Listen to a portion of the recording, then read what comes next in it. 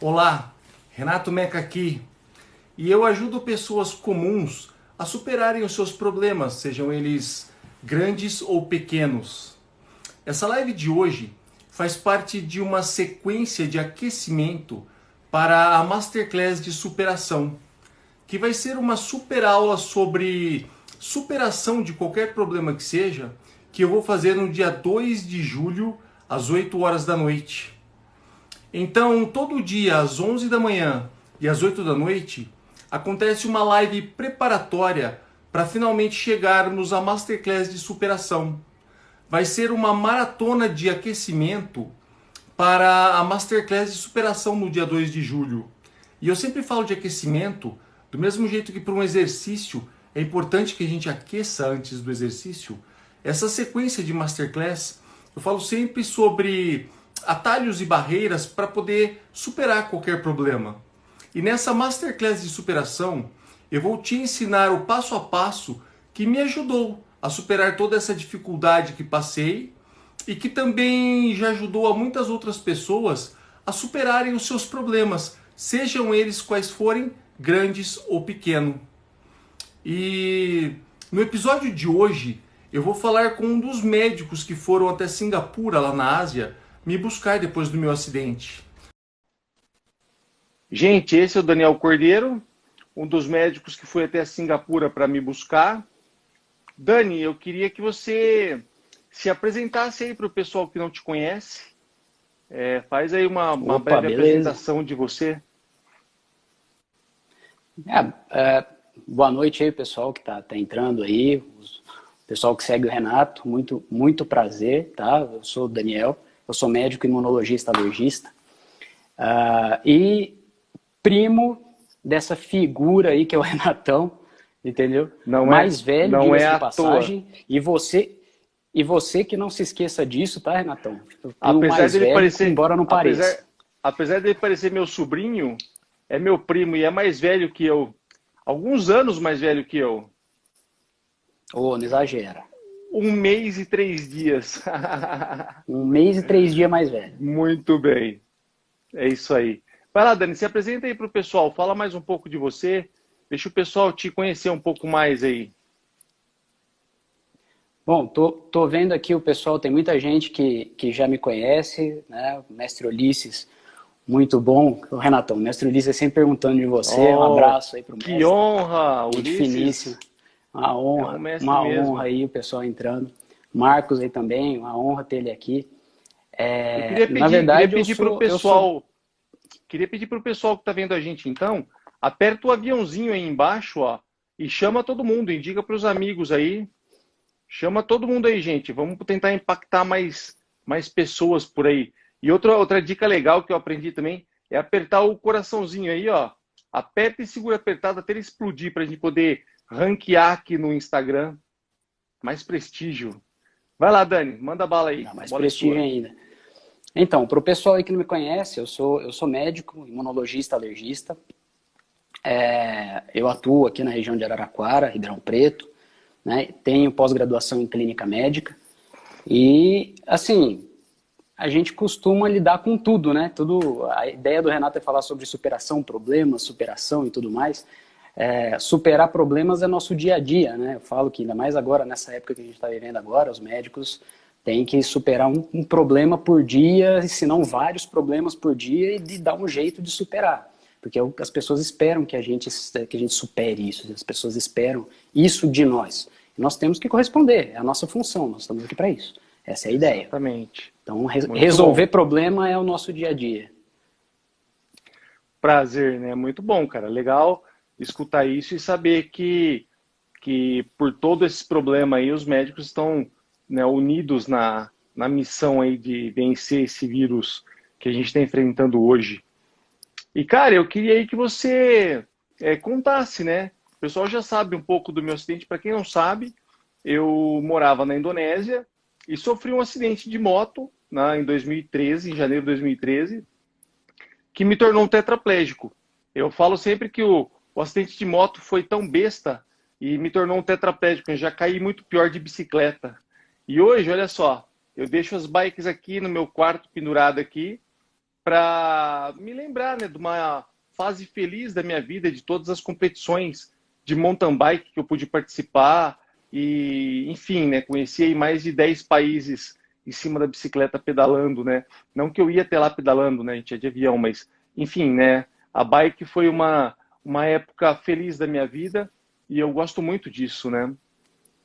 E por isso, por esse acidente de moto que eu sofri na Indonésia, numa praça rotatória, um acidente bobo, mas teve que acontecer, acabei quebrando o pescoço. Fraturei vértebra cervical 3 e 4, que me tornou um tetraplégico, então eu não mexo nada do pescoço para baixo, um pouco de movimento de ombro só, mas o quadro que está quase estável hoje estava bem crítico nessa época, né, Dani? Então vamos voltar lá atrás e me conta aí, conta a história para o povo aí, o que aconteceu, né, quando alguém de lá conseguiu ligar para cá e tudo mais, a história do pescoço e da perna, né, que o Gui conta bastante. Pois, Manda bala aí. pois é, cara, isso daí é uma história que já começa com dificuldade no primeiro telefonema, né, cara? Uma coisa impressionante. Eu O lembro, inglês da Indonésia não isso é é um muito tipo da bom, coisa, né? nem isso foi uma parte extremamente traumática também. Mas eu lembro como se fosse ontem, assim, uma coisa muito viva. Eu estava chegando do hospital, né, do HC de Ribeirão Preto, estava em casa, tinha acabado de chegar em casa, era uma sexta-feira, quinta para O sexta-feira. acidente foi na E eu quinta, recebi na hora uma do almoço lá, na quinta. e aí são 10 Aqui, horas para frente, né? tem o... Até alguém conseguir ligar, já devia ser Exatamente. sexta-feira de madrugada aqui no Brasil. Sexta-feira por aí. E era um telefonema da sua irmã, né, da minha prima, Andréia, junto com a sua mãe, com a tia Bia. E dizendo que alguma coisa tinha acontecido com você e ninguém sabia o quê. Alguma coisa tinha acontecido, parecia que você não estava bem, mas ninguém entendia direito, e sua mãe me passou um número. Falei, me dá o número, eu vou ver o que está acontecendo. Era um número gigante, cara, uma coisa gigantesca. Eu consegui, depois de algumas tentativas, o número caiu no hospital, caiu num número, era um hospital e tudo mais. Eu fui falando inglês com eles, um inglês lá é bem complicado. E depois de algumas tentativas, me passaram para conversar com um amigo seu lá, que era o Dr. Quetucci. Lembro dele até hoje, Dr. Dr. Quetucci, para quem não figura. sabe aí, foi um médico amigo meu, a gente pedalava muito lá. A gente tem contato até hoje. E ele é um dos melhores ortopedistas aí da Indonésia, por sorte era meu amigo. E aí a especialidade dele é quadril, cara, olha que interessante. E daí conseguiu achar um amigo dele também, que é especialista em coluna e tal, e inclusive comprou os pinos que eu tenho no pescoço. E, enfim, né? Foi o que salvou a minha vida, cara. Foi o primeiro passo aí. Vai lá. Pois é. Foi o primeiro contato que eu tive lá, assim, de médico mesmo, né? Que aí ele me passou o quadro, me passou tudo o que tinha acontecido com você, que você tinha tido um acidente, a sua fratura entre C3 e C4, e que o seu estado era crítico, que tinha sim uma chance bastante alta de você não estar mais entre a gente em pouco tempo, porque não tinha muita, a gente não tinha muito prognóstico, né? O que eu ressalto A sempre ideia disso seria... foi da ligação, né? Quando alguém ligou de lá para avisar, atender o telefone e perna e pescoço em inglês, né? De leg para neck, com o inglês deles ninguém entendia nada. Então o Renato quebrou o pescoço, e entenderam que eu tinha quebrado a perna. E disse, não, tombo de bicicleta, isso é normal, né? E o susto foi grande. Foi outra coisa interessante, é que o seu acidente tinha sido de moto. Isso acho que nem você sabe, cara. O seu acidente tinha sido de moto. E lá para eles, moto e bicicleta é tudo bike. Então eu tava aqui, eu queria saber se você tinha tido um acidente de bicicleta, porque o mecanismo do trauma é um, olha aí. ou se você tinha tido um acidente de moto, o que tinha acontecido com a sua moto, ou aí de repente, aí para chegar nisso, eu comecei a perguntar pro Quetucci como é que tava a moto. Eu perguntei para ele, escuta, a moto, e eu falava a marca da moto. Aí ele, não, foi essa mesmo. Eu falei, puta, foi de motocicleta, não de bicicleta, né? Mas não porque eu tava preocupado com a moto, mas eu tava querendo saber se foi de moto ou de bicicleta o negócio. Aí que eu comecei a ver que a coisa, que ele também entendeu que tinha essa parada do inglês e tudo mais tal, e aí ele viu que a gente tinha que quebrar primeiro essa barreira. Essa foi a primeira dificuldade que a gente teve que superar. E a segunda já veio logo em seguida, quando eu tive que desligar o telefone e ligar para tua mãe para contar o que aconteceu, né? Essa já foi a segunda Imagino, dificuldade cara. do negócio, Conta aí como né? é que Deu para foi. sentir a tia Bia passando, deu para sentir ela passando mal do outro lado da linha, né? Mas a gente, né, de novo, dentro da medicina, a gente vive de dar notícia ruim para muita gente. A gente dá muita notícia boa, mas muita notícia ruim. O E duro você é já quando a deu gente tem que dar várias essa pra tua notícia família, né? dessa forma. Pois é. E, e eu tive que falar para sua mãe. A primeira coisa que sua mãe me perguntou foi: Dani, me fala uma coisa. Existe chance, tudo bem, ele tá com uma fratura no pescoço e tudo mais, existe a chance dele ficar paraplégico ou tetraplégico? E eu tive que falar para ela: não, tia, não tem chance, ele está tetraplégico. O quadro dele hoje é esse, ele é um tetraplégico. Se isso vai ser transitório ou não, que poderia acontecer, se vai ser transitório ou não, não sei, mas essa é a situação atual, né? E deu para sentir que sua mãe deu uma bambeada do outro lado da linha e tal, mas vamos Cara, correr e sabe atrás. como é que eu E a partir descobri daí que começou a coisa. como é que eu descobri que eu era um tetraplégico? O meu irmão, né? Porque eu, apesar de eu estar consciente, eu não me lembro, né? Eu me lembro assim de 10 segundos antes do acidente e da quinta-feira e me lembro do domingo quando o Guilherme chegou lá pra frente, né? Então ele chegou, eu estava entubado, né, deitado na maca, e quando eu abri o olho, ele tava com a cara em cima de mim assim. Aí eu assustei ainda e falei assim: "Poxa, né, o que que você tá fazendo aqui?" Aí ele falou assim: "Pô, Rê, né?" Eu pedi para ele tirar o tubo da boca, eu tava entubado, não tinha traco aberto ainda. Aí eu falei, ele falou assim: Rê, esse tubo tá te ajudando a respirar e o primeiro tubo você comeu, cara, você mordeu ele. Então, esse tubo agora você não pode tirar, não pode morder, porque tá te ajudando a respirar. Aí, cara, eu falei assim pra ele: "Pô, Gui, tá bom então. Então eu não vou tirar, mas me desamarra, cara, porque tá machucando e tal, e eu quero me mexer, né? Eu quero dar uma esticada e tal." Aí ele respirou fundo, cara, olhou pra mim e falou assim: "Puta, Rê, você não tá amarrado, cara." Aí começou, né? Você lembra que você saiu pra dar uma volta de moto? Você lembra que você sofreu um acidente de moto? Aí eu parei pra pensar, falei: "Puxa, é verdade, né? Eu acabei de almoçar, cadê minha moto?" Aí ele falou assim: "Cara, o acidente foi na quinta, hoje é domingo. Você sofreu um acidente, quebrou o pescoço, fraturou a vértebra cervical 3 e 4. Apesar do quadro ser muito novo, é, tem uma chance de ser irreversível." E, cara, foi. Imagina cair do 54º andar, cara. Foi, sabe, eu caí dentro de mim mesmo e eu falei: "Putz, né, cara?" E o pior é que, assim, parece o fundo do poço, mas era a ponta do iceberg, né?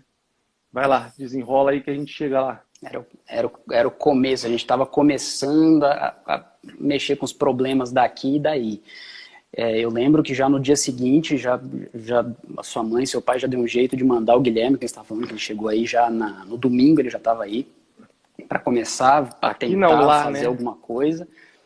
Aí na E por Indonésia, né? sorte, o meu irmão, quando morava na E Austrália, foi passar um ano novo comigo lá, né? chegou isso, Então ele ele já meio que conhecia, né? Ele conhecia, conhecia. ele já meio que conhecia alguns dos meus amigos e o pessoal já sabia quem ele era e Sim, tudo mais. isso ajudou bastante.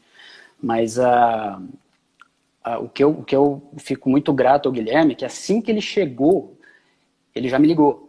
Ele chegou, já tô aqui, Dani, já tô aqui, tô indo pro hospital, e cada passo que ele fazia, ele ia me ligando, ia falando, ia me ligando, ia falando como é que você tava, o que ia acontecer. Eu sabia o tamanho da sua maca, eu sabia que você não cabia na maca onde você tava.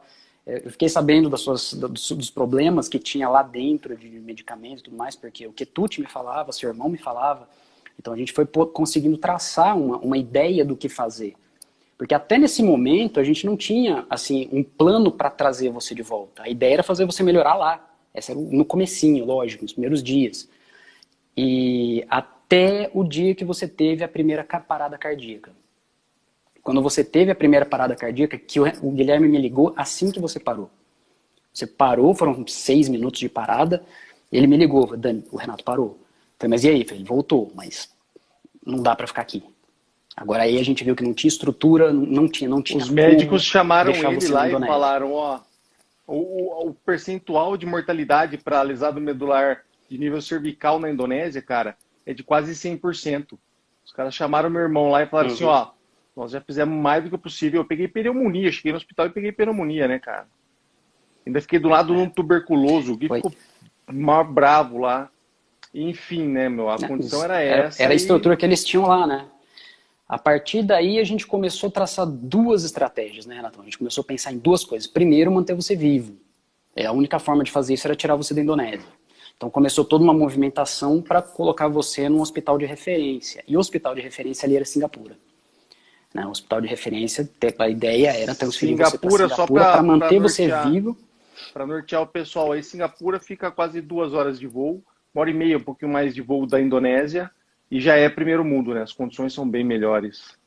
Outra coisa, né?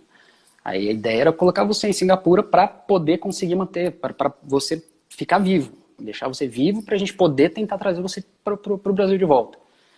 E aí começou toda uma movimentação, né, não só médica, mas política, toda por trás para tentar um meio de transferir você para Singapura. Isso foi um mérito de pessoas daqui e de lá, né? O Guilherme atuando lá, fazendo toda a politicagem interna para conseguir.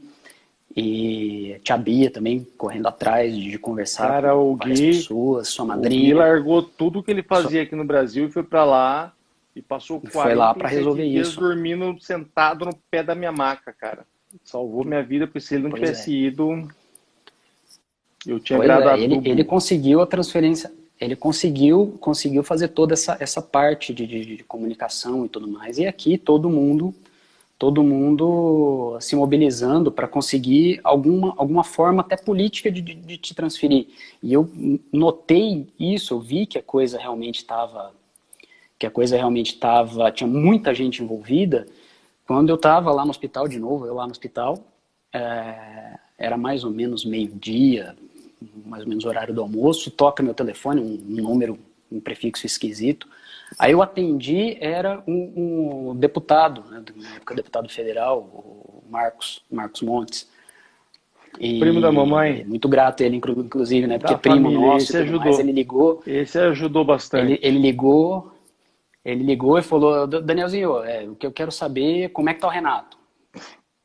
Eu falei, Marcos, um primo nosso querendo saber, né, notícia, a situação é essa, os exames dele são assim, até exame de sangue seu que saía, eles mandavam para mim, falavam, o quadro do Renato é esse, assim e tal. Aí ele falou, a gente está tentando, vamos conversar, tem alguns deputados engajados e tudo mais, vamos tentar uma transferência para Singapura, através aqui do Itamaraty, vamos tentar ver isso, mexer com isso. Aí que eu vi que a coisa estava bem... Para Singapura, quem foi uma aluna lá das academias que eu trabalhava. Sim. Uma das alunas que viabilizou o avião UTI, que pagou a primeira final do negócio. Sim, mas a política de transferência de um país para o outro é via consulado, é via Itamaraty, né? Você não pode simplesmente pegar um paciente num país e transferir para outro assim, tô indo, isso não existe. Então você precisa ter toda a mecânica política por trás disso, entendeu? Ele conseguiu fazer tudo isso. Então realmente foi uma coisa bem grande, assim. E eu cheguei a receber ligações do Itamaraty. Né? Nos dias seguintes eu consegui, assim, me ligavam do Itamaraty para querer saber seu caso, como é que estava, se estava tudo bem, se ia dar certo, se não ia. Eu falei, olha, vamos tentar, né? E quando você chegou em Singapura que deu certo, cara, a gente começou a respirar um pouquinho mais, né? A partir daí que a gente foi pensar na segunda parte da história, como trazer você de volta. Como fazer para trazer você de volta. Ok, superamos um problema, vamos pro próximo, né? E aí você já estava com estrutura, já tinha... Entre atalhos e obstáculos, a gente segue superando os problemas. Esse é o tema da jornada. Eu lembro de receber a ligação do Guilherme quando você chegou em Singapura. Entendeu? E dava para sentir o alívio no telefone, sabe? Ele assim, cara, aqui, putz, agora eu tô respirando, agora dá para dormir um pouco, agora... Ele estava bem aliviado, sabe? Isso foi muito, muito gratificante. Essa primeira parte de poder respirar um pouco. Entendeu? E o pior é que eu cheguei em Singapura, cara, a bitola do respirador mecânico não cabia na bitola da tráqueo que eu tinha no pescoço. É Aí os caras não diferente. sabiam se É diferente. colocavam uma bucha lá ou se trocava. Eu falei assim, meu Deus, como é que vai ser? E botaram alguma coisa para segurar lá, porque não trocaram não, né? Adaptaram com micropor. Nossa, cara. Adaptaram, fizeram uma adaptação com micropor. E Entendeu? E passou. aí, a partir daí passou e vai, vamos embora, entendeu? Aí foi aí que a gente começou, aí eu comecei a receber mais relatórios, o hospital era bem mais avançado, eles mandavam direto todos os exames que saíam seu eletronicamente, eles mandavam em PDF no meu e-mail para monitorar daqui, todos os exames de imagem seus vinham para mim também, para eu poder monitorar daqui, e por aí ia seguindo o seu quadro. Mas daqui eu não podia fazer muita coisa, né, Renatão? Eu podia dar a notícia do que estava acontecendo, mas eu não podia ainda atuar, fazer realmente muita coisa. Mas aí você Até que arquitetou a começou a preparação ficar daqui, né? aí que começou a ficar viável, que você estava estabilizado, e falou, não, então agora a gente pode tentar trazer o Renato, vamos tentar trazer o E Renato. começou, E foi aí e que tua mãe começou a me ficar chamou, né? caro. E começou a ficar caro, né, cara? Porque Começou a ficar caro A UTI de Singapura custava $2.000 por dia, né, cara? O dólar de por Singapura dia, por dia, deve ser uns 60% do dólar americano, não sei, é mais barato, mas dois por mil aí. dólares de Singapura era uma grana, cara. E eu lembro que, assim, graças ao suporte de todas as academias, né, o pessoal da Nova Zelândia começaram a fazer aula especial, evento especial, e a minha mãe aqui no Brasil também, né, meu, fazendo várias Levando, campanhas fazendo e todas as fazendo campanhas, foi exato, né, o pessoal lá uma campanha que me nacional, né? conhecia Foi uma fazendo coisa aula, impressionante. muita gente rezando. Apareceu até aqui alguém que diz aqui que não me conhecia, que eu não conheço, mas que rezou bastante. E, gente, eu sou muito grato porque a gente chega lá, mas eu só cheguei vivo no Brasil graças aos médicos que foram me buscar, meu irmão, mas uma boa parte disso ao povo que rezou daqui, porque se não fosse essa leva de reza que eu tive daqui também, eu não teria conseguido fazer, cara. Com certeza. Foi uma campanha bem, assim, era bonito de ver, entendeu? Saiu no jornal, o pessoal engajado, foi bem bacana. E deu Fui parar uma até no esperança Jornal legal da gente Nacional, no falar, putz, Fantástico, né, cara? Virei você notícia do foi parar no Fantástico, Fantástico. cara. Virou notícia do Fantástico. Olha aí, Então, cara. assim, isso dava pra gente uma ideia bacana de poder falar, não, dá pra fazer, entendeu? Dá pra trazer o Renato, né? Temos meios de tentar fazer, vamos tentar fazer. E foi aí que a tua mãe me chamou, aí na sua casa. Aí onde você tá sentado, diga-se de passagem. Ela chegou pra mim e falou, Dani, você vai buscar o Renato? E era algo que eu já tinha pensado, já tinha falado, não, eu preciso ir lá, preciso ver como é que tá a coisa, ficar vendo só daqui não dá. Eu tenho Demorou pra ir lá me trazer o visitar, né, Renato pra cara? cá. Pois é, cara, você ficava me Demorou pra cobrando, ir né, lá me todo ano, visitar. você não vem aqui, você não vem aqui. Tanto que a primeira coisa que eu te falei quando eu cheguei lá, né, falei, você fica cobrando Uma que eu não venho, hora eu foi. vi, tá vendo? Uma hora eu fui. Mas o que eu achei interessante, não vou falar nem interessante, mas o que eu achei interessante na parte do maquinário, de toda esse desenrolar da história, foi quando sua mãe falou pra mim, você vai trazer o Renato? Você busca o Renato pra mim? E eu falei pra ela, falei, tia, eu não sei se ele chega vivo, mas eu trago. Entendeu? A ideia é trazer, a gente vai trazer o Renato pra cá. Mas eu não sei se ele chega vivo. Tudo pode acontecer. A condição dele ainda ele está estável lá, mas é uma viagem complicada. Né? E quando Conta sua aí mãe a virou para mim e falou, história, você conta a história aí a do história atestado de óbito. Pois é, Eu acho que isso foi na saída. eu tenho que entrar Né? no livro dos recordes. Eu sou o único cara vivo que viu o próprio atestado de óbito. Que tem... Muito provavelmente, cara, muito provavelmente. Mas essa história eu falei, nessa mesma época eu falei pra tia Bia, falei, tia, a gente tem que levar um atestado de óbito assinado. Tem que levar um atestado de óbito daqui, assinado, para se acontecer alguma coisa, a gente ter a liberação do Renato, do corpo do Renato para vir para cá. Imagina ter que falar isso para uma mãe. Então é algo meio complicado. Mas, ao mesmo tempo, muita gente pergunta para mim, até hoje, muita gente me pergunta, escuta, você simplesmente resolveu ir para lá assim, do nada? Eu falei, bom, primeiro que não foi do nada, né? tiveram todas essas etapas de algumas semanas. Ah, você não poderia ter terceirizado? Isso era uma outra ideia. Né? Por que a gente não contrata alguém, um intensivista, para ir lá te buscar e trazer? Né? Uma pessoa especialista nisso e trazer e tudo mais. E eu sempre falei que, não, é porque, pô, meu primo tá lá e eu preciso ir lá e tudo mais tal. Mas a verdade nessa não, cara. O que aconteceu de verdade, e isso eu acho que eu nunca comentei assim, nem você sabe disso, é que 6 meses antes a gente tinha perdido um herói, né, cara? E foi exatamente igual a você. Em junho, 6 meses antes, por conta de uma fratura exatamente igual à sua, o tio Ricardo foi embora. Né? Para quem Então, não sabe eu aí, falei, o tio Ricardo, para quem não sabe aí, o tio Ricardo é o pai dele, né? O meu tio, irmão da minha mãe. E foi bem similar, na verdade o meu foi de moto, o dele foi de bicicleta. E a fratura que ele teve foi uma fratura de vértebra cervical C2, C2. C3. E a C2 é incompatível com a vida porque mexe com musculatura respiratória. E olha só, eu quebrei a C3 por conta de alguns milímetros, eu tô aqui. E infelizmente, por conta de alguns milímetros, o Ricardão não tá. Pois é. Só que, no caso dele, eu recebi um telefonema falando que eu não podia fazer nada. No seu caso, eu podia. Entendeu? Eu não ia deixar. Eu falei, não, é a minha chance de tentar fazer o que eu não consegui fazer com meu pai, entendeu? Eu não posso deixar passar a oportunidade de fazer alguma coisa. Que seja ser simplesmente o veículo, né? Que seja fazer alguma coisa. Porque no caso do meu pai eu não pude fazer absolutamente nada, mesmo sendo médico, mesmo tendo capacidade de poder ter feito algo se fosse o caso, que não foi. Mas agora eu podia fazer, e eu não ia deixar isso passar em branco. Né?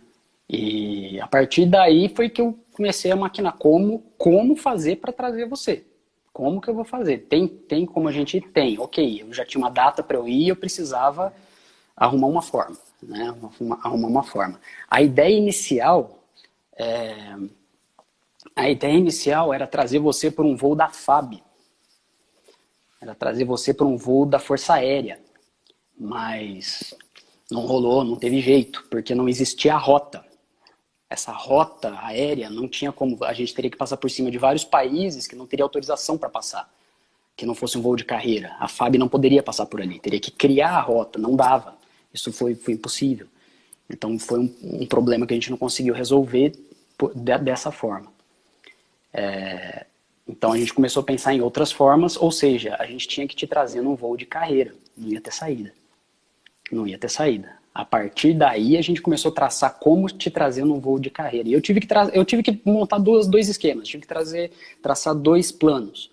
Plano A seria trazer, né, conhecidos meus, amigos meus, chamar amigos meus para me ajudar nessa empreitada. Entendeu? E o plano B, caso eu não conseguisse, seria eu tentar sozinho. O que seria extremamente complicado, bem mais complicado, né? E aí rola Mas aquela não é história lá que eu já te impossível, contei. né? Não é possível. A gente E eu põe, ia eu tentar, sempre falo com toda isso, a certeza. gente põe 100% de esforço onde tem 1% de chance, né, cara? Com toda certeza. 1% já seria chance suficiente, entendeu? 1% já seria chance suficiente. E aí eu voltei pro hospital no dia seguinte, eu fui lá em Ribeirão pro hospital e eu tinha acabado de passar na UTI, eu conhecia o pessoal da UTI, e fui conversar com o pessoal de lá, com os contratados e tudo mais, e expliquei a situação. Falei, gente, olha, eu tô meio preocupado aqui, eu tô com essa situação, tô meu primo lá e tudo mais. Alguém, eu não lembro quem, falou, nossa, eu vi uma reportagem sobre isso na televisão, poxa, é seu primo e tudo mais, que, poxa, então tá, que pena e tal, mas saí de lá meio de mão abanando, entendeu? Falei, poxa, acho que vai ser o plano B, né? E aquela noite eu nem dormi direito, porque eu falei, vou ter que dar um jeito. No dia seguinte de manhã, eu tô atendendo lá no hospital, tem o local dos ambulatórios lá, eu tô atendendo, aí bateram na porta atrás, assim, a hora que eu olho, é o Gil, que você até já comentou dele aqui. Dr. Gil o Gil, foi o cara, outro médico que foi lá intensivista, me o outro buscar. médico que foi com Foram a os gente. dois, o Dani e o Dr. Gil. O, Sou muito grato. É um o, irmão que a vida me deu que foi demais.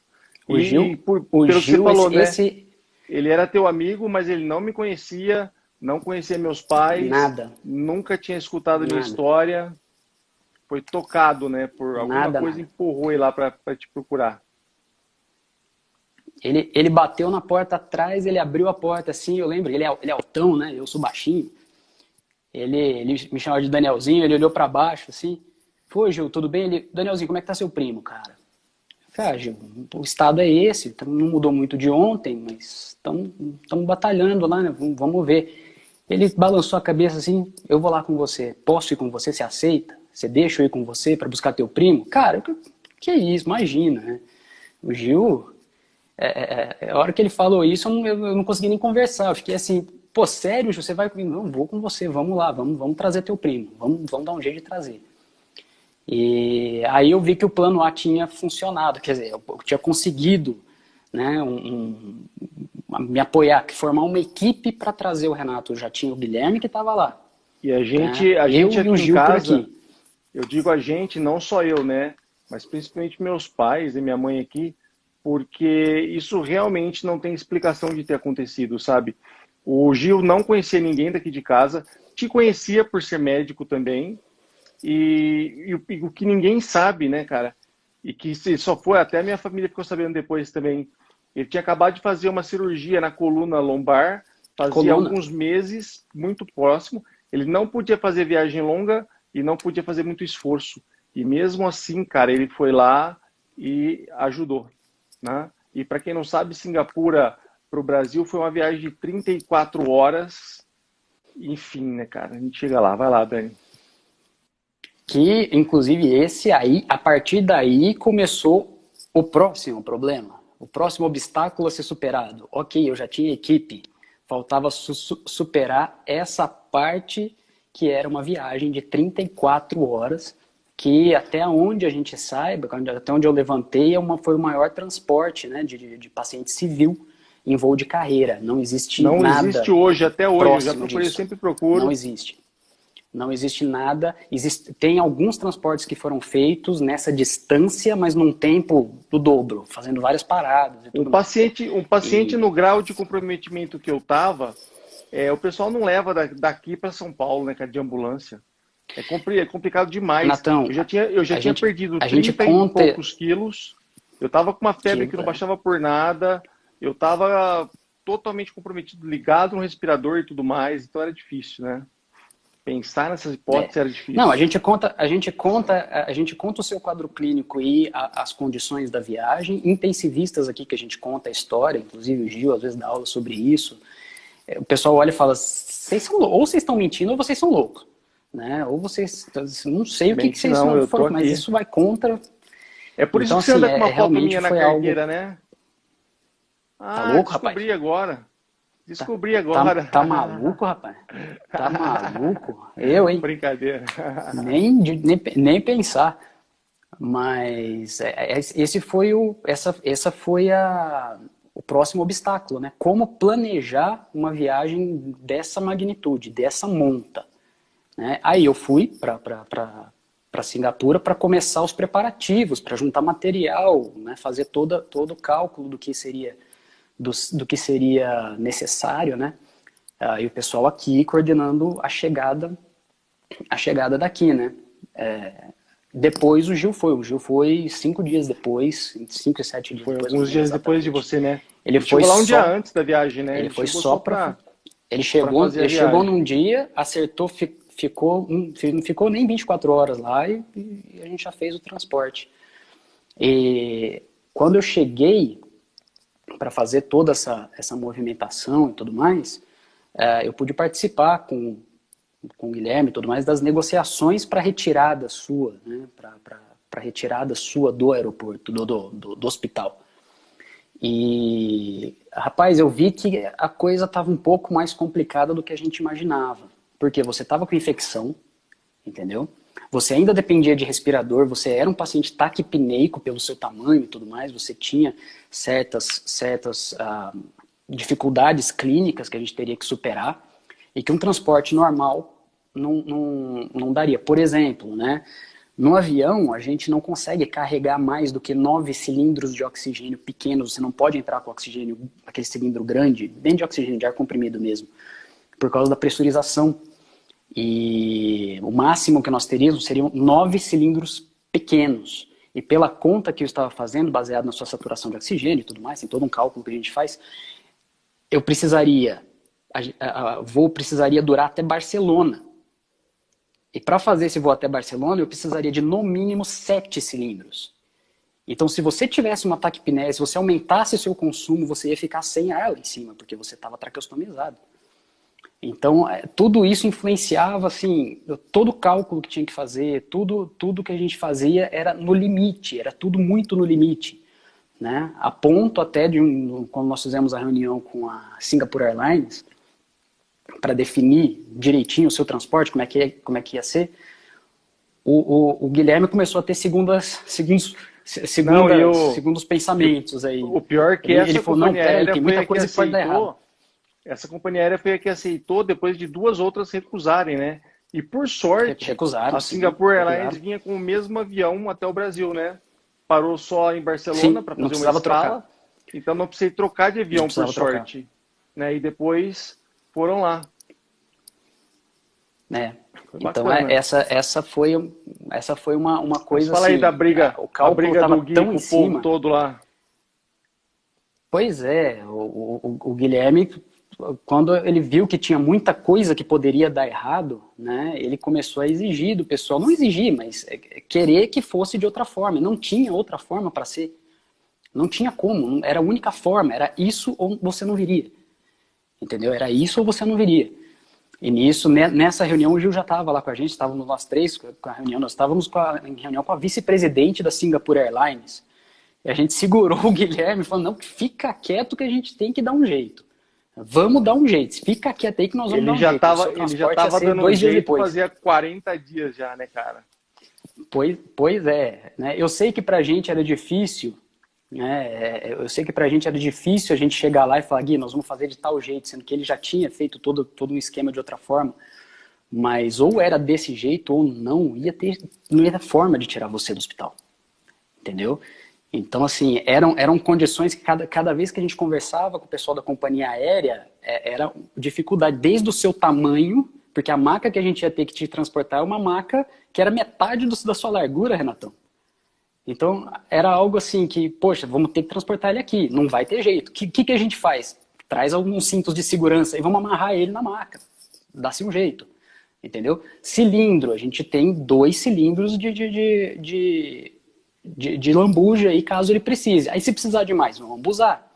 Dá para usar o ambu? Dá para... Não sei, a gente tenta, entendeu? Você estava vindo de algumas paradas cardiorrespiratórias, né, que você já comentou aqui e tudo mais. Como é que a gente vai lidar com isso? Né? Não tem desfibrilador lá em cima e não pode ter desfibrilador dentro do avião. Né? Como é que a gente faz? Entendeu? Tudo isso a gente tinha que pensar. E tudo isso a gente foi pensando. Como é que se acontecer isso, vou fazer como aquilo. É que era a logística para poder me resfriar se a temperatura subisse bastante e para fazer massagem cardíaca se desse algum problema.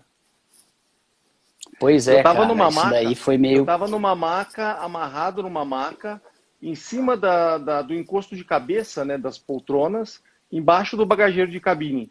Então não cabia ninguém de um lado. Na verdade, assim, na verdade o banco da cadeira ele é rebatido para frente das cadeiras das poltronas do avião.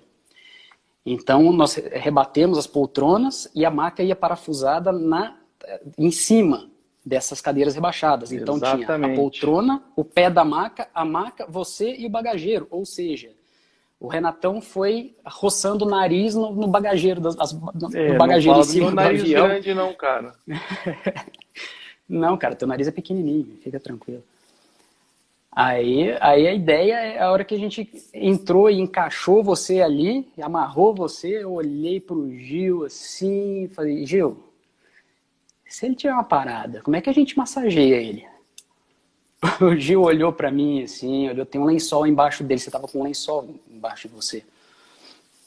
E a gente falou, qualquer coisa, a gente pega em 3 aqui, eu, você e o Guilherme, derruba ele aqui no corredor, mede o ombro dele. A gente mediu o teu ombro e viu que era do tamanho certinho do corredor. Qualquer coisa, a gente te derruba no corredor e massageia. É o que dá pra fazer. Então, beleza, então vamos embora. É isso aí.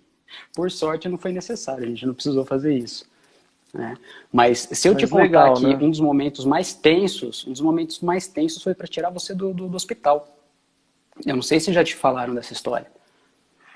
Não, Essa eu história tava é acordado, eu rápida, lembro mas que foi...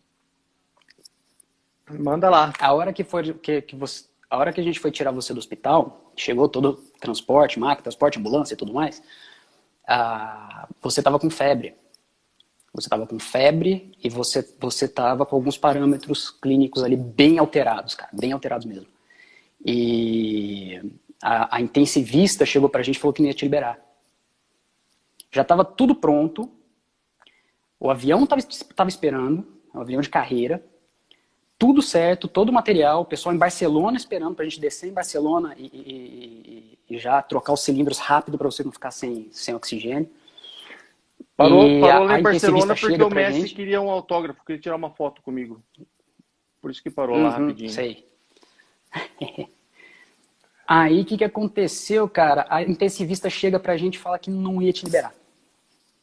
Não ia te liberar porque você não tinha parâmetro clínico para fazer transporte. E ela não poderia assumir essa responsabilidade, entendeu? Aí nós conversamos, eu e o Gil falou, olha, não tem como não liberar, tá tudo pronto e tudo mais e tal. Aí ela trouxe um termo de responsabilidade e como se fosse um atestado de óbito de lá, entendeu? Que ela ia deixar pronto caso acontecesse alguma coisa, né, no transporte entre o hospital e o aeroporto, você já teria... Então você é o único vivo que tem um atestado de óbito brasileiro e um de Singapura. Eu devia ter guardado, você tem 2, cara, num quadro. Você tem 2. Aí ela fez eu e o Gil assinar, a gente assinou com o médico a sua liberação do hospital, que nós estaríamos assinando e nos responsabilizando pela sua vida, pelo que acontecesse com você. E ainda, porque ela ainda não faria. Quando a gente estava assinando... Ainda era mais complicado, né? Só para explicar para o pessoal aqui, porque o diploma seu e do Gil não valia lá. E o Gui teve que arrumar um médico, contratou um médico para receber a alta do hospital, embarcar no aeroporto. Aí o cara veio até São Paulo. E o problema é que o diploma dele não valia aqui no Brasil, né? E daí foi feito aos espasmos. E daí foi feito toda essa bate pandeiro. Foi feito toda essa transformação, né? Toda essa logística foi. Perfeita, toda essa logística, né? para conseguir te tirar. E a hora que a gente estava tirando, que nós assinamos os papéis, colocamos você na maca, estava indo para a ambulância para ir para o aeroporto, a médica bateu nas minhas costas, nas costas do Gil, assim, bateu nas nossas costas, a gente olhou para baixo, era pequenininha, assim. Ela olhou pra gente assim e falou assim, vocês são muito corajosos, eu não faria isso. O Gil ficou olhando pra mim, assim, tipo, ai, meu santo, o que nós estamos fazendo? Mas vamos lá, né? Vamos fazer uma oração e vamos. E aí foi a epopeia de colocar você dentro da... Ovinha, não tinha jeito, não tinha jeito. Aí a gente colocou você lá, grudado com o palmo do bagageiro, colocamos um monte de saco de gelo embaixo de você para diminuir a febre, que o pessoal da Singapore Airlines nem ficou sabendo, porque a gente roubou o gelo da cozinha do avião. Eles ficaram sabendo depois que já tinha derretido tudo, graças aos céus. A gente colocou o gelo tudo assim, colocou você em cima para baixar a sua temperatura, botamos a lona embaixo, um lençol grosso embaixo para te derrubar se fosse o caso, e colocamos o respirador em linha com os oxigênios, com cilindros de ar comprimido, na verdade. Né? E seja o que Deus quiser, vamos embora. E por sorte tinha 2 respiradores, né, lá no... Vamos embora. Os equipamentos eram Essa do médico foi outra de coisa, Singapura que acompanhou. no meio... E por sorte isso, tinha na 2 verdade, respiradores. Isso, na verdade, já tinha sido um cálculo que a gente fez, porque mesmo se um tivesse quebrado, que acabou quebrando, ele não teria bateria suficiente. Entendeu? Então nós teríamos que ter 2 respiradores, não tinha jeito. Então quando um pifou, a gente já trocou pelo outro, e a gente só notou que pifou porque você começou a ficar ruim. Né? De repente, essa saturação começou a cair, você já estava meio inconsciente. Falei, a saturação está caindo, está estranho isso, vamos ver o que está acontecendo, tal, porque viu o respirador não estava ciclando. E sua saturação, seu oxigênio já estava lá embaixo. Aí corre, né? Isso era meio do voo. Aí corre, pega, troca, vai logo e tal, e aquela coisa toda, e aí conseguimos colocar o respirador funcionando de novo. Só que aí não podia dar mais problema, não tinha mais respirador. E a gente não estava nem em Barcelona ainda. Aí descemos em Barcelona e foi outro rolo para trocar troca todos os cilindros, troca a equipe de voo, troca tudo, decola de novo para descer no Brasil. E aí veio. Puxa vida. Cada legal, turbulência que o avião... Você lembra das turbulências, Renatão? Lembro, pô, do avião Ou você estava muito apagado para isso? Levantava todo mundo para me segurar. Não, eu vim acordado o voo todo, né, cara? Ou a maior parte dele, pelo menos. O Gil já tinha me deixado. Não deu certo pra você. Vocês tinham me deixado, tem até um filmezinho desse lá. Vocês já tinham me deixado sem comer 24 horas antes do voo para não dar nenhum refluxo, nenhum problema. E eu passei, além das 24 horas antes do voo, mais 34 horas até chegar em São Paulo. E mais algumas horas, né, de São Paulo para Ribeirão Preto. E eu lembro que eu cheguei no hospital de Ribeirão Preto, a Jaciara me deu um danoninho para experimentar. Cara, foi o melhor danoninho da minha vida, cara. Foi a coisa mais gostosa que eu já comi no mundo. Depois de 47 dias sem comer nada, depois de 47 dias sem comer nada, e os últimos 3 dias sem nem pela sonda, né, meu?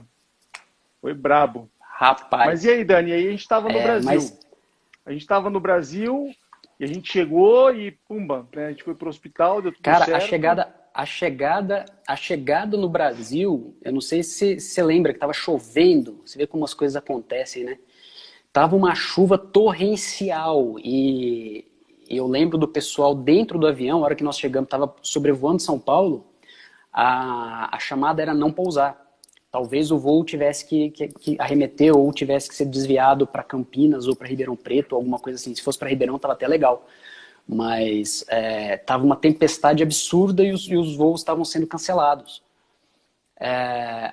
E eu, assim, eu estava muito preocupado porque em terra estava a minha prima, a Lolinha, que tá até com a gente aí. Beijão para você, Lolinha. Que ela, na época, trabalhava para a TAM. E ela fez toda a parte dentro do aeroporto para que pudesse descer o seu avião, chegar o ambulante para te retirar, entendeu? Mostrou a Lolinha mandou bem, entendeu? A Lolinha mandou bem. E o mais interessante é que quando o seu avião fez a aproximação para São Paulo, o tempo abriu, mas abriu de uma forma assim inexplicável, cara. Abriu o tempo, o seu avião pousou. Só pode, cara.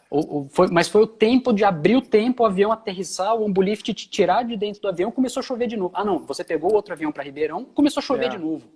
Parece que uma mão divina abriu o tempo assim e depois fechou de novo. Foi uma coisa assim, foi algo impressionante.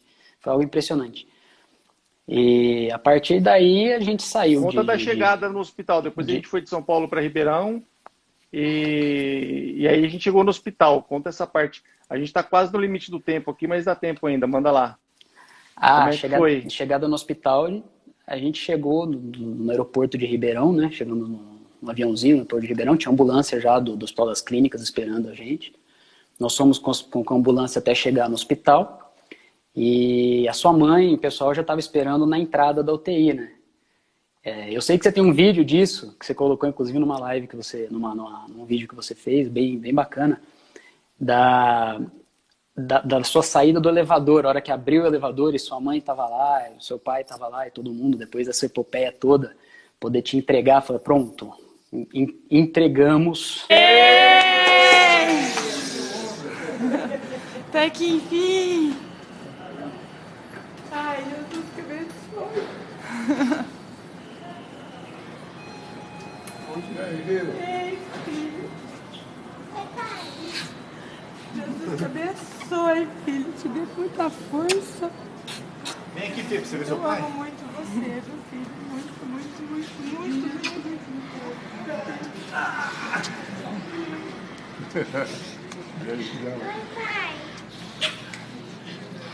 O Gil olha pra você e fala assim, ó, vai abrir essa porta que você vai ver sua mãe. A hora que abriu, sua mãe já tava lá e tudo, foi aquela comoção toda. Aí o Gil me deu um abraço, o Guilherme também, a gente se abraçou e tudo. Foi algo assim, foi algo que realmente é aquela satisfação de dever cumprido, sabe? Aquela satisfação de, poxa, tudo para dar errado e a gente conseguiu. É aquele 1% que você falou. Né? Tudo para dar errado e a gente conseguiu, entendeu? Hoje, nesse processo todo de superação, e quando eu ensino as pessoas a superarem qualquer tipo de problema, eu sempre falo que eu tenho alguns apoios, né, onde eu me apoio e que não me deixam reclamar da vida. E um deles é com certeza esse dia, né? Eu falo assim, eu já venci uma parada respiratória de quase 6 minutos. Eu já venci um transporte aéreo inacreditável, histórico. Isso aí é um filme que ninguém fez ainda. Tá? Eu já pude rever os meus pais de novo, porque a chance de eu poder nunca mais ver ninguém, ou deles me perderem por ali, era muito grande. Eu pude rever minha filha, cara, que tinha só 10 anos nessa época.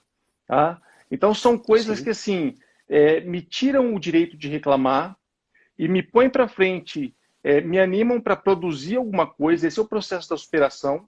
E o processo todo me faz muito bem. E eu faço isso também por todas essas pessoas, inclusive por você, aqui, falando agora publicamente, né, que eu já disse várias vezes, para que se sinta feliz e ver que o seu trabalho, o seu esforço não foi em vão, né, cara? Porque eu tinha duas opções. Ou eu ficava reclamando e enchendo a paciência de todo mundo, e eu tinha muito motivo para ficar reclamando o resto da vida. Aí eu tinha toda a razão do mundo para não fazer mais nada. Ou eu levantava, chacoalhava poeira, inventava 1 milhão de coisas que eu inventei já por aqui, para poder dar um jeito de fazer alguma coisa. E é isso que eu estou, é nessa jornada que eu estou agora, e tentando ensinar e dar motivo para as pessoas a conseguirem superar qualquer tipo de problema. Tá? E é por isso até que... Olha os espasmos. Emoção.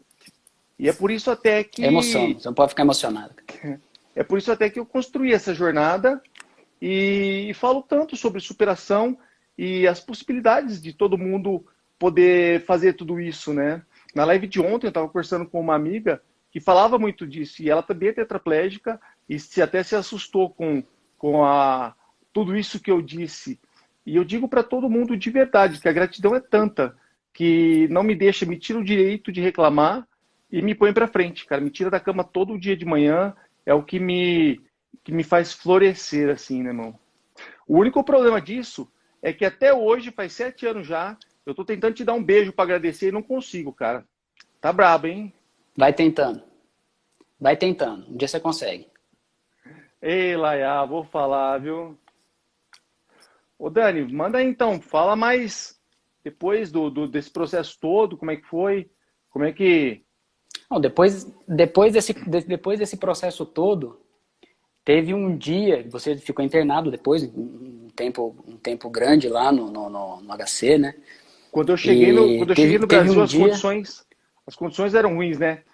No dia do acidente eu pesava 118 quilos, eu cheguei no Brasil com menos de 90 quilos.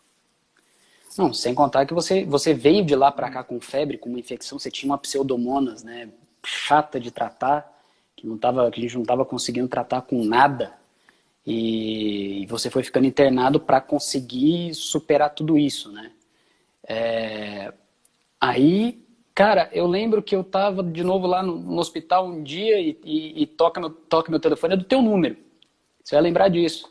Era do teu número, eu estava saindo para almoçar, era do teu número. Número do Renatão, né? Aí eu atendi e era você falando. Ei, Dani, beleza? Quer dizer, você já estava conseguindo falar, já estava sem atraque, conseguindo falar. Não sei se você lembra disso. Explica pro pessoal aí que a fazendo e fui para lá. Comprime, né? A por causa da comprime as cordas vocais e não sai as voz. Cordas vocais. Então eu tinha que fazer mímica, então, né? durante todo esse processo, desde que eu recebi o telefonema da Tia Bia até esse dia, eu não tinha escutado sua voz, eu não tinha conversado com você, aí que eu me toquei disso, entendeu? E agora você me liga falando, e aí, Dani, beleza? Cara, eu larguei o que eu tava fazendo, eu fui lá, não sei se você lembra, eu larguei o que eu tava fazendo. Meu pai, lá, cara, o dia que a médica tirou do pescoço a tráqueo, que pôs a de alumínio, né, que eu consigo falar já, a voz você consegue sai. falar. Aí meu pai arrancou o telefone do bolso, cara, e saiu ligando para todo mundo. Ele ligou para a família inteira, cara. Foi a diversão da tarde. Aquilo foi ali caiu a minha ficha que eu não tinha conversado com você. Quer dizer, eu achei interessante. Eu falei, poxa, fizemos tudo isso e eu não conversei com o Renato. É interessante. Mas foi legal, né? Foi outro dia que eu falei, putz, olha só, né? Agora, depois de tantos obstáculos, de tanto problema, a gente está tendo progresso. Nós estamos progredindo, tendo progresso. E a partir daí foi uma vencida, um obstáculo vencido atrás do outro, até você chegar no que você está fazendo hoje, né? Foi cara, mesmo eu tendo uma superação atrás da outra. Mesmo eu tendo ainda esse processo, esse comprometimento clínico grave que eu tenho com paradas respiratórias e eu precisar de uma enfermeira comigo o tempo todo, como eu sempre digo, né? Eu dou um jeito e arrumo, para quem não sabe, aqui é meu quarto, né? Eu não saio do quarto. Mas eu arrumo um jeito de poder chegar até as outras pessoas e mandar essa mensagem, né? Porque tem muita gente que por muito menos reclama muito mais. E na verdade, não que o problema de... Olha os espasmos. E na verdade, não que o problema de eu ter quebrado o pescoço, o problema de eu ter quebrado o pescoço seja o maior problema do mundo. Ou talvez seja, mas a dor maior é de quem tem o problema. Então, até para quem tem alguma unha encravada, esse é o problema maior, né? Então, cada um tem que ver da sua forma. Eu sempre falo assim, a gente nunca deve olhar para a grama do vizinho. Então, cada um vê o seu problema como o pior de todos. E eu mostro uma forma muito fácil de como isso é possível ser superado e a vida continua, né? Tem luz no final do túnel. Sim. É uma coisa que eu inclusive aprendi muito com você, Renato. Supere os seus problemas. Entendeu? Supere os seus problemas. Sempre supere os seus problemas. Eu tento superar os meus problemas diariamente. Assim como você supera os seus problemas diariamente. Isso é um aprendizado constante. E isso me ensinou muito. Muito mais do que a viagem, muito mais do que o transporte. Né? Eu posso sair falando, eu fiz um dos maiores transportes do mundo. Eu, Gil, fizemos um dos maiores transportes de paciente crítico, né, em voo de carreira do mundo. Nossa, que orgulho. Não, meu maior orgulho é poder aprender com isso. Entendeu? É poder aprender que você tem que superar problemas todos os dias. Né? Isso o transporte foi isso. Aparecia um problema, como que a gente vai superar isso? De tal jeito, então vamos lá, vamos dar um jeito. E apesar do monte de obstáculos, deu tudo certo, né? Deu tudo certo. Ô Dani, apesar a gente do monte tá aqui, de obstáculo que foi entrando. 2 minutos para o final aqui, vai cortar a live. Eu queria deixar aí você fazer a consideração final, agradecendo já todo o pessoal que está aqui com a gente até agora. Queria pedir para o pessoal tirar um print da tela. Faz um print da tela aí, ó, e depois posta no Stories, marca a gente lá. E manda qual foi o insight, o que vocês pegaram da palestra toda. O que aprenderam com isso. Escreve lá, escreve na foto mesmo e posta lá pra gente. Vai lá, Dani, sua bola. Galera, muito obrigado para quem participou, para quem escutou essas histórias todas aqui, esse tempo todo de histórias de superação. Tá? Eu agradeço muito quem tá aí, quem assistiu a gente. Muito obrigado de coração mesmo. Um beijo aí para todo mundo. Tá? Serjão, abraço para você também. Tá? Todo mundo que tá aí participando. Valeu, obrigadão. Que legal, gente. Então, eu também agradeço de coração, Dani. Você sabe que eu sou grato pro resto da vida por isso. E se eu tô aqui hoje, você tem uma boa participação nisso. E continua tendo, né, cara? Porque a nossa família é essa vibe que rola e a gente é muito unido, graças a Deus. E, cara, obrigado pela participação, obrigado pelo carinho de sempre. Pessoal que tá por aí também, muito obrigado por ter ficado, por ter vindo escutar a nossa história. E indiquem aí, essa live vai ficar no Instagram, vai pro YouTube também.